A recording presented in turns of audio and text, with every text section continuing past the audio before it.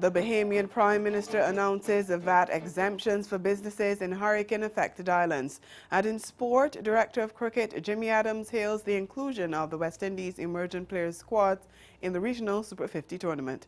I'm Dawn Paris, and this is Caribbean in 10 for Thursday, October 31st, 2019. I'll be back with the details after the break. The CSME. What's in it for me?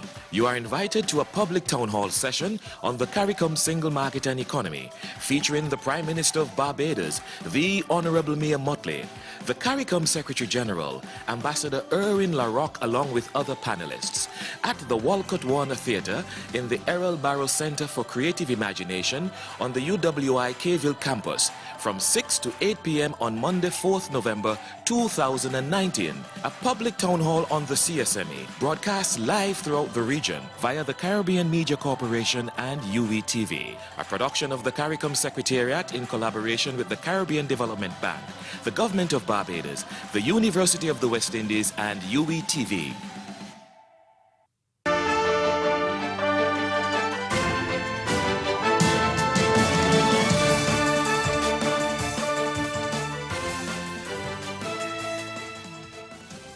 We begin in the Bahamas, where Prime Minister Dr. Hubert Minnis has announced that residents and businesses on Abaco, the Keys, and Grand Bahama, which were affected by Hurricane Dorian last month, will be exempt from paying value-added tax, VAT, on a range of items until June 2020.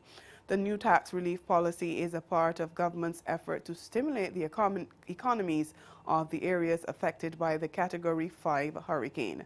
The Prime Minister made the announcement at a town hall meeting yesterday. We get more in this ZNS Network News report.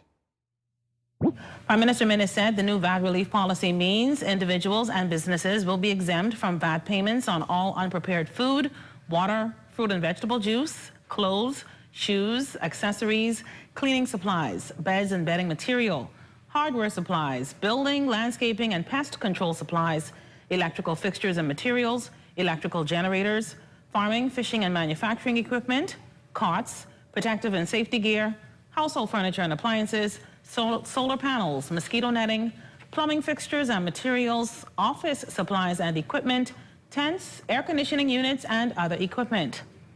Value-added tax on fuel for generators in areas still without electricity will also be VAT-free.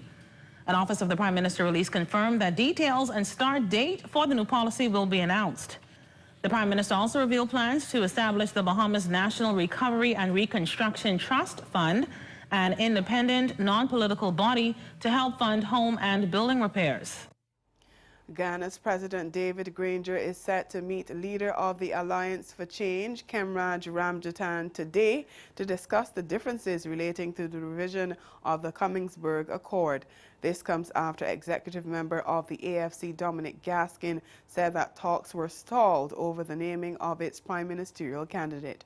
A Partnership for National Unity lead negotiator Valder Lawrence, in refuting claims that the negotiation was on hold, said it would have resumed when the party's lead negotiator David Patterson returned. Patterson, who was on travel duty, returned to Guyana over the weekend.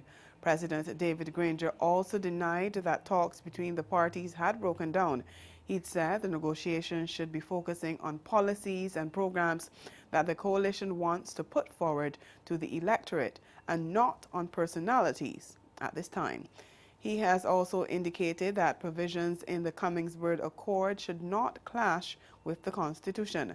The AFC wants Ramjatan to be prime ministerial candidate, although the incumbent Prime Minister Moses Nagamutu has indicated that he would like to remain in the position.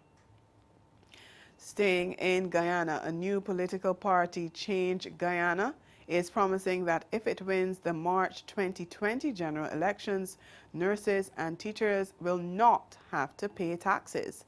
The party is putting up businessman Robert Badal and its presidential candidate and Nigel Hines as his running mate as candidate for Prime Minister. Newsroom's Bibi Katoon reports.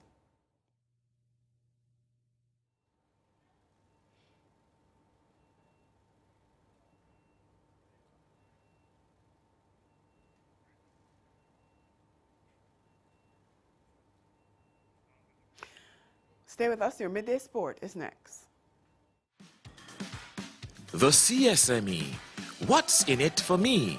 You are invited to a public town hall session on the CARICOM Single Market and Economy, featuring the Prime Minister of Barbados, the Honorable Mia Mottley, the CARICOM Secretary General, Ambassador Erwin LaRocque, along with other panelists, at the Walcott Warner Theatre in the Errol Barrow Center for Creative Imagination on the UWI Kville campus from 6 to 8 p.m. on Monday, 4th November 2019. A public town hall on the CSME, broadcast live throughout the region via the Caribbean Media Corporation and UWTV, a production of the CARICOM Secretariat in collaboration with the Caribbean Development Bank, the Government of Barbados, the University of the West Indies, and UWTV.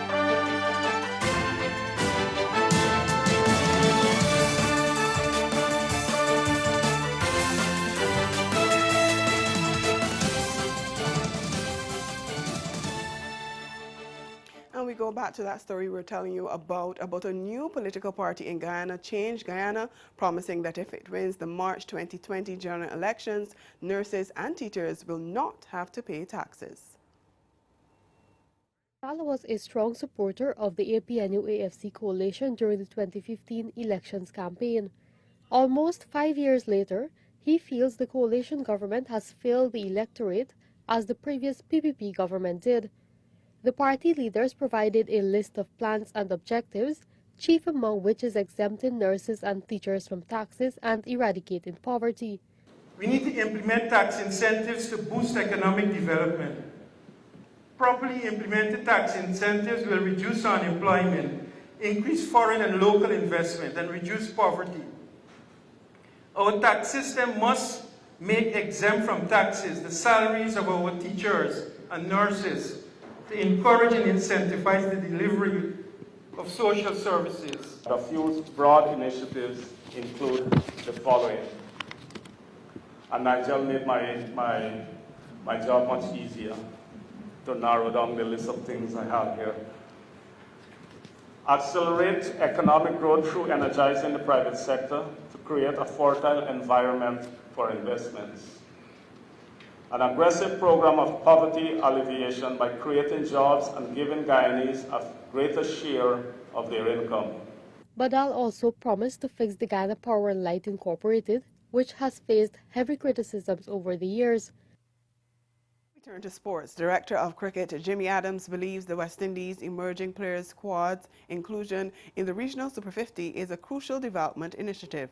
The former West Indies captain said the move serves as an avenue for young players to express themselves at a competitive domestic level, which will further enhance their skills. The squad comprises the likes of exciting Barbadian all-rounder Justin Graves, dashing stroke maker Kimani Melias, and promising fast bowler Jermaine Levy.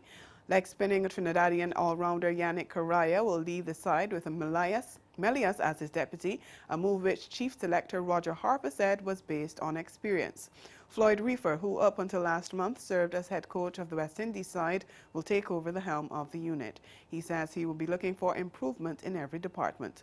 The side will have their hands full in Group B, where they have been pitted against host Trinidad and Tobago Red Force, last year's losing finalists Guyana Jaguars, Windward Islands Volcanoes, and the United States. The tournament runs from November 6th to December 1st. And Windward Islands Volcanoes' latest batting recruit, Desron Maloney, is chomping at the bit to make his mark in regional domestic cricket. The 28-year-old was one of two uncapped players named in the 14-man squad. And that's Caribbean in 10. Join us at 6:30 this evening for Caribbean Newsline.